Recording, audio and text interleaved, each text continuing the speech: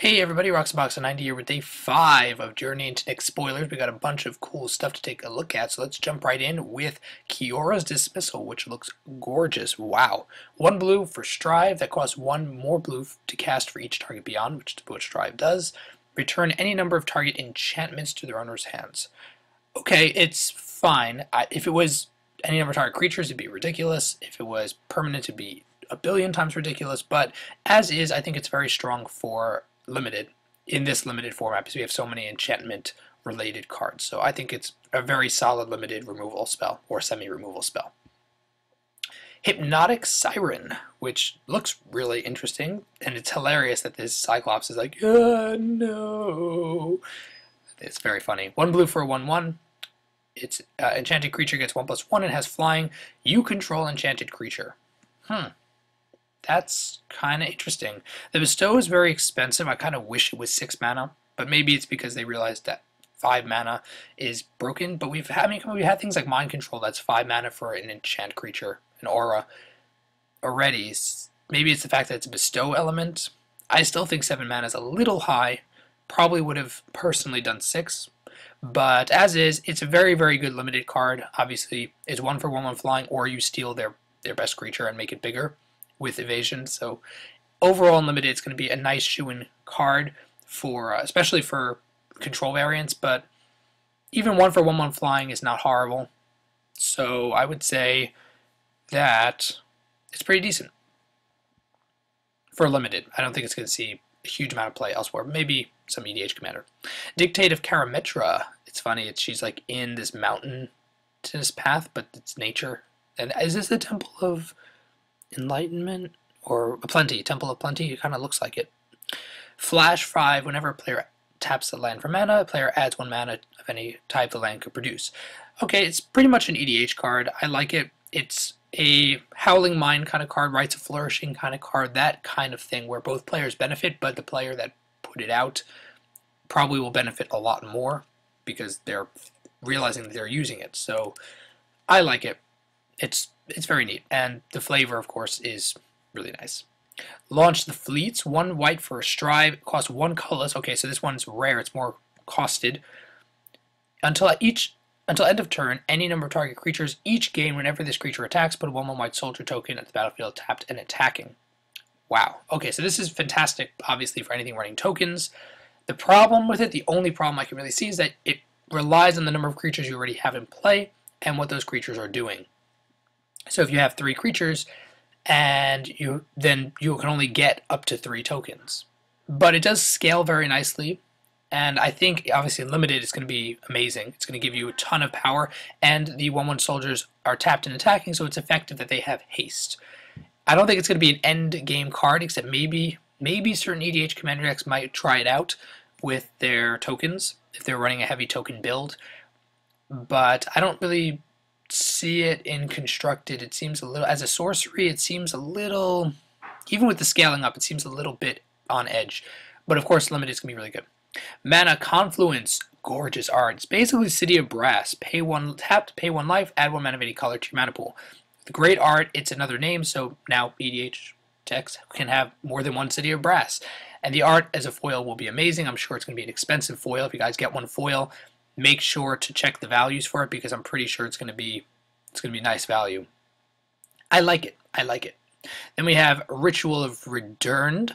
3 and a black for an instant. Exile target creature card from your graveyard. Put a black zombie creature with the power equal to the exile card's power and its toughness equal to the toughness. Okay, so it's pretty much a clone from the graveyard, from your graveyard, that is, for 4 mana. This is going to be pretty solid and limited, I think, especially if they kill your bomb, and boom, Ritual of Returned. I think it could see a lot of work there. Don't really know how it's going to work, since it's only your graveyard, how it's going to work in Standard. My guess is not hugely. I mean, it is instant speed return, so maybe you can grab things at instant speed. So for EDH Commander, there are decks that would like to reanimate things at instant speed, and but it's a very narrow card because it relies on the fact that it's only your graveyard, and you lose the creature forever. I have mixed feelings about it. I like it, but I don't quite know how much application it's going to have. Then we have Ferris Band War Chief, the Centaur Chieftain. 3 and a green for a 3/3 Vigilance Trample. Other Centaur creatures have 1/1 Vigilance and Trample. Okay, so this is a powerhouse, obviously, in Limited if we have more Centaurs, but in the block we have a good amount, so this could definitely, if you get 2 of these and other Centaurs, this could definitely really power up a deck.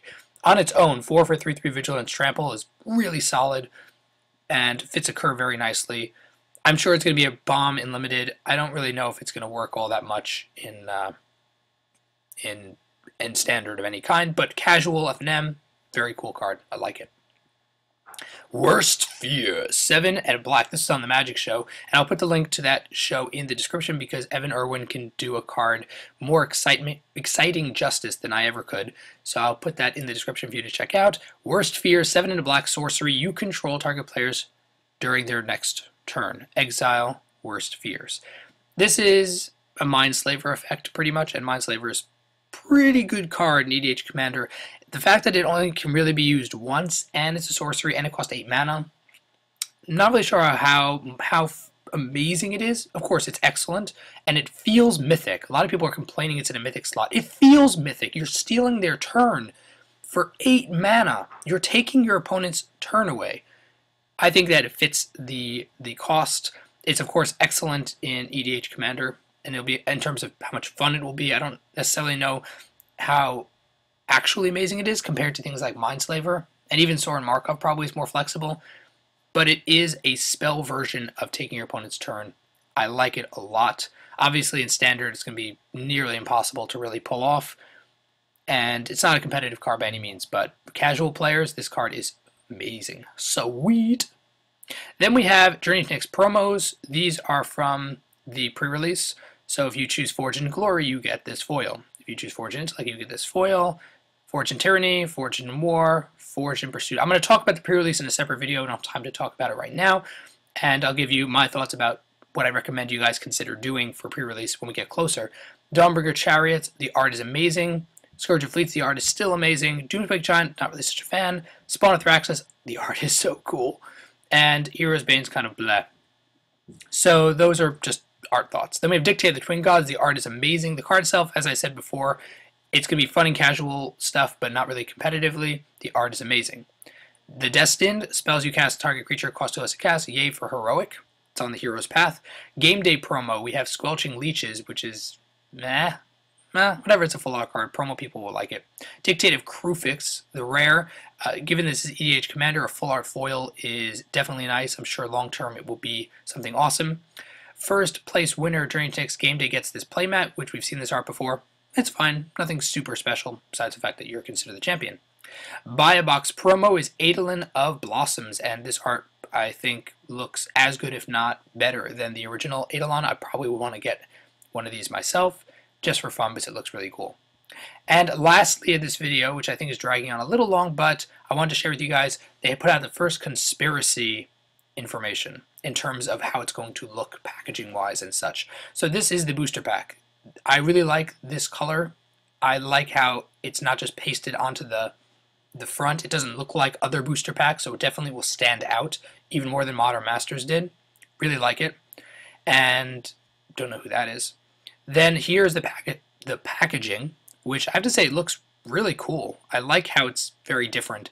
I presume this is 2 boxes and not 1 box would be my bet, but it looks really great, I have to say. And here you get WPN exclusive promo, Magister of Worth. You already saw it spoiled before though, and that will be going relating to the network for the WPN. And then the pack costs will be $3.99 for the regular booster pack.